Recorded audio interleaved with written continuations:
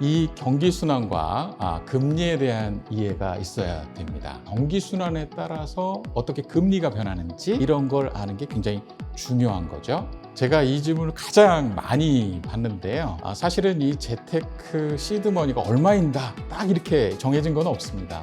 그런데 보통은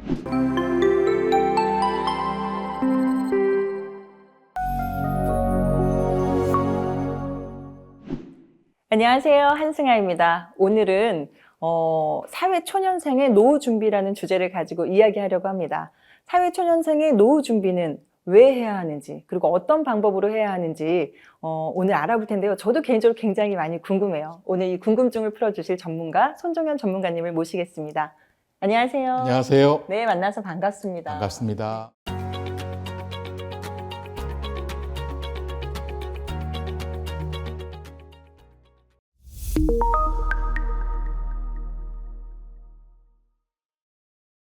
우리 사회 초년생이면 아무래도 노후는 좀 더 멀게 느껴질 것 같아요. 그래서 나중이라 생각하고 지금은 좀 더 신나게 즐기자라는 생각을 갖게 될 것 같은데 우리 전문가님의 생각은 어떠신가요? 예, 이제는 이 100세 시대를 넘어서 120세 시대가 다가오고 있습니다. 이 말은 무슨 말이냐 하면 이제 사회초년생들이 상속을 받기가 힘들게 됐다는 이야기하고 동일합니다. 즉 무슨 얘기냐 하면 사회초년생의 부모님들이 가지고 계신 재산과 돈을 의료비나 그다음에 생활비로 쓰실 확률이 커졌다는 것을 의미하는 것이지요. 자, 다음 그림으로 이 사회초년생이 왜 재테크와 노후에 관심을 가져야 되는지 설명을 드리도록 하겠습니다.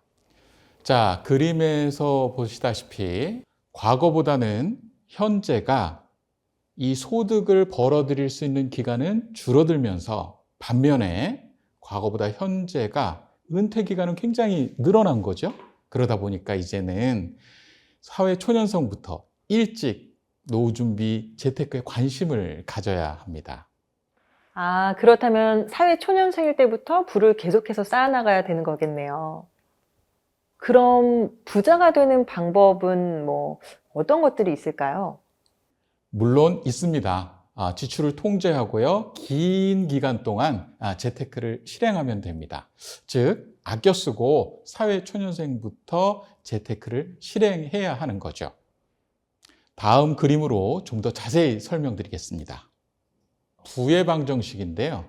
이 부자가 되려면 이 부의 방정식에서 보시는 것처럼 이 소득은 잘 통제하기가 어렵습니다.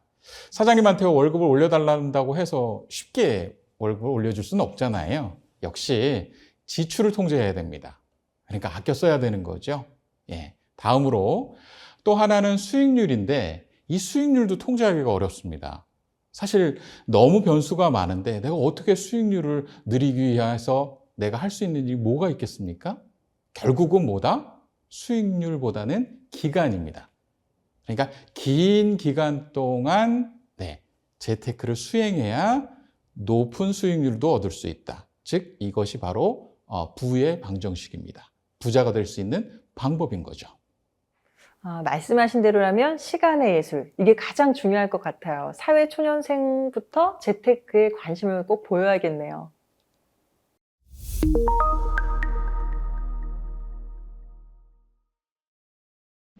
그렇다면 사회 초년생이 재테크를 하려면 무엇을 준비하고 실행에 옮겨야 하는지 알고 싶습니다.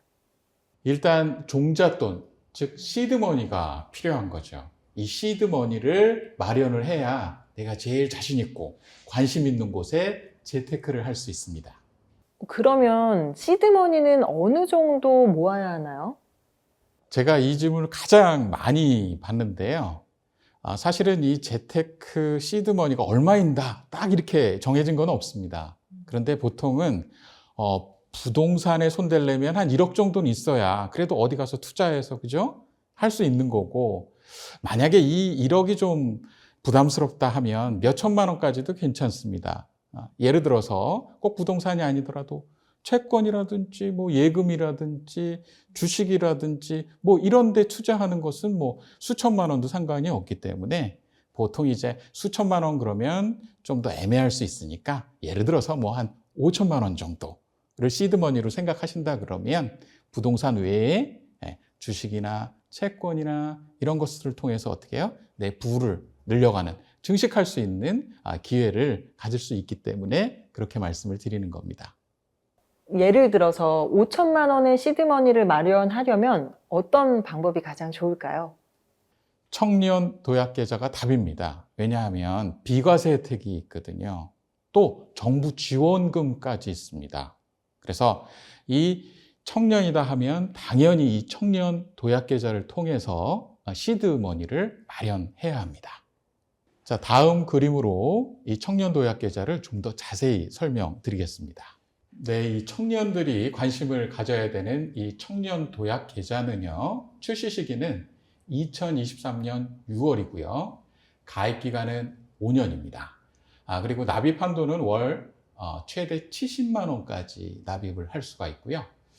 정부 지원이 있습니다. 이게 이제 최고의 장점이라고 볼 수 있죠. 납입액의 6%까지 정부에서 지원하는 혜택을 주고 있습니다.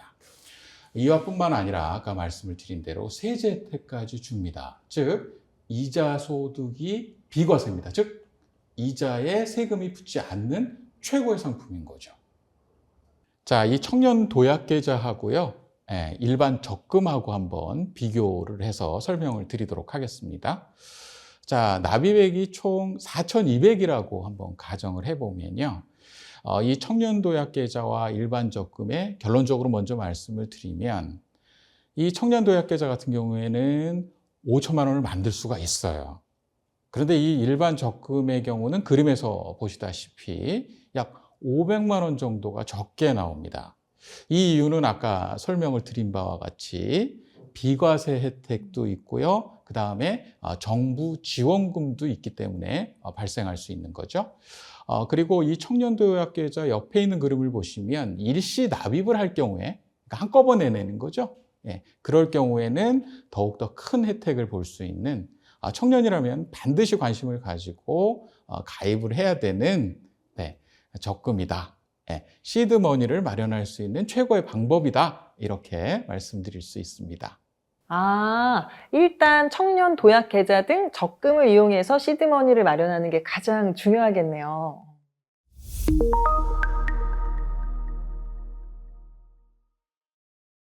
그렇다면은 이 시드머니를 활용해서 본격적으로 재테크를 하려면 무엇을 알아야지 될까요? 이 경기 순환과 금리에 대한 이해가 있어야 됩니다. 즉, 경기 순환에 따라서 어떻게 금리가 변하는지 이런 걸 아는 게 굉장히 중요한 거죠. 자, 그러면 다음 그림을 통해서요, 이 경기 순환과 금리의 관계에 대해서 자세히 설명드리도록 하겠습니다. 그림에서 보시다시피 이 경기 순환이라는 것은요, 경기가 좋았다, 나빴다, 좋았다, 나빴다를 반복하더라는 거죠. 과거에도 그랬고 현재도 그렇고요. 앞으로 미래에도 계속 세상은 살기 좋았다, 어려웠다, 좋았다, 어려웠다를 반복을 하는 거죠. 이렇게 경기의 정점과 저점을 오르락 내리락 하는 것이 바로 이 경기 순환 곡선입니다. 자, 이 경기 순환 곡선에서요, 꼭 오랫동안 기억하실 게 뭐냐면 이 경기 정점에서는 금리가 높다는 거, 이자율이 높다는 것을 오랫동안 기억을 하셔야 됩니다. 그러면 저 경기 저점에서는 다 반대 현상이 일어나는 거죠. 즉, 경기가 안 좋다 보니까, 살기 어렵다 보니까 뭔가 금리가 낮아서 이 경기를 좀 회복시켜 보려는 그런 노력이 일어나는 겁니다. 자, 그래서 우리가 예를 들어서 부자다라고 하는 것은 자산을 많이 갖고 있을 때 우리가 이제 부자 소리를 듣는 거죠. 그래서 자산을 많이 갖는다는 건 대한민국 사람들이 사랑하는 부동산이라든지 금융자산인 주식채권, 현금자산인 예금, 그 다음에 현물자산인 금, 이런 것들을 이제 많이 가지고 있으면 이제 부자 소리를 듣는 거죠. 그래서 일단은 저 경기 정점에서 금리가 높다는 것은 요즘 금리가 높아, 이렇게 보시면 요즘 경기가 좋구나, 이렇게 보시면 되는 겁니다. 그러면 이 경기 정점 저점에 따라서 이 자산을 투자하는 시점이 달라집니다.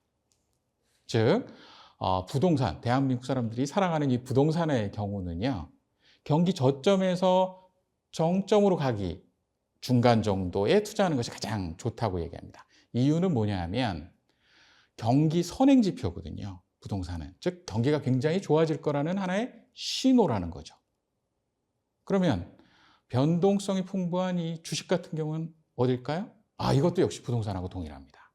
그래서 경기 저점에서 정점의 사이에서 투자하는 것이 가장 좋다고 합니다. 이 역시 주식도 경기 선행지표이기 때문입니다. 자, 그 다음에 우리 예금 같은 경우 관심이 많잖아요. 그래도 가장 안정적인 자산 중에 하나니까요. 자, 이 예금은 금리가 높은 경기 정점일 것 같은데 오히려 경기 저점입니다. 금리가 낮은데 왜 예금이 경기 저점일까요? 그것은 다름 아니라 기회가 많을 수가 있습니다. 즉 옛날에 우리가 경기가 어려웠던 IMF나 글로벌 금융 위기 때 생각을 해보면 경기 저점에서 현금을 보유하고 있으면 많은 기회가 생길 수가 있었던 거죠. 그래서 그런 거고요. 그 다음에 그 색깔도 영롱하고 아름다운 금 좀 볼까요? 네, 이 금 같은 경우에는 경기 정점에서 저점 내려오기 한 중간 정도에 투자하는 것이 좋다고 합니다. 왜냐하면 이 금은 안정자산이기 때문에 그렇습니다. 자, 그래서 이 재테크에 성공하려면 이 경기순환 곡선을 이해해야 되고 이 경기순환 곡선을 보려는 눈은 바로 금리가 높은지 낮은지에 따라서 정점과 저점을 판단하실 수 있고요. 그것을 기준으로 해서 아까 말씀드린 대로 부동산과 금융자산과 금, 현물자산과 그 다음에 예금 같은 걸 어느 시점에서 투자해야 되는지 적절히 투자해야 되는지를 우리가 알 수 있습니다. 경기 순환에 따라서 금리도 변하고 이에 따라 재테크의 방법도 변한다는 말씀이시군요. 그러면 아까 전에 부에도 법칙이 있다고 하셨는데 재테크에도 원칙이라는 것이 있을까요? 물론입니다. 유동성하고 변동성을 구분할 줄 알아야 합니다. 즉 재테크에서 이 유동성이란 건 뭐냐면 현금화 가능성입니다. 현금화 가능성, 제일 높은 자산이 뭘까요? 아까 말씀드렸던 예금이죠. 우리가 ATM기에 가면 바로 어떻게 해요? 플라스틱 카드로 현금화할 수 있죠? 이게 바로 유동성입니다. 그리고 변동성이란 것은 그 값어치가 오르락 내리락 하는 그것을 우리가 변동성이라고 합니다. 유동성과 변동성을 적절히 구분을 해서 분산 투자를 해야 되는 것이죠. 즉 나눠서 해야 되는 겁니다. 즉 1억이 생기면 유동성이 풍부한 예금의 5천, 변동성이 풍부한 주식의 3천, 안정성이 담보된 금의 2천 이렇게 분산 투자를 하는 것이 이 재테크의 가장 기본 원칙이라고 말씀드릴 수 있습니다.